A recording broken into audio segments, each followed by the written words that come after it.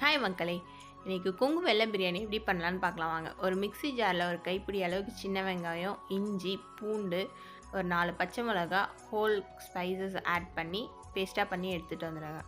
இன்றைக்கி நான் 1 கேஜி சிக்கனில் அந்த பேஸ்ட்டு போட்டு தேவையான அளவுக்கு உப்பு போட்டு 1 ஹவர் மேரினேட் பண்ணி வச்சிட்டேன். நெக்ஸ்ட்டு குக்கரில் நம்ம பிரியாணிக்கு போடுற ஸ்பைசஸ் போட்டுட்டு ஒரே ஒரு வெங்காயம், 4 பச்சை மிளகா வதக்கிட்டு ஒரு கைப்பிடி அளவுக்கு புதினா, கொத்தமல்லி, ஒரே ஒரு தக்காளி போட்டு உப்பு போட்டு வதக்கிடுங்க.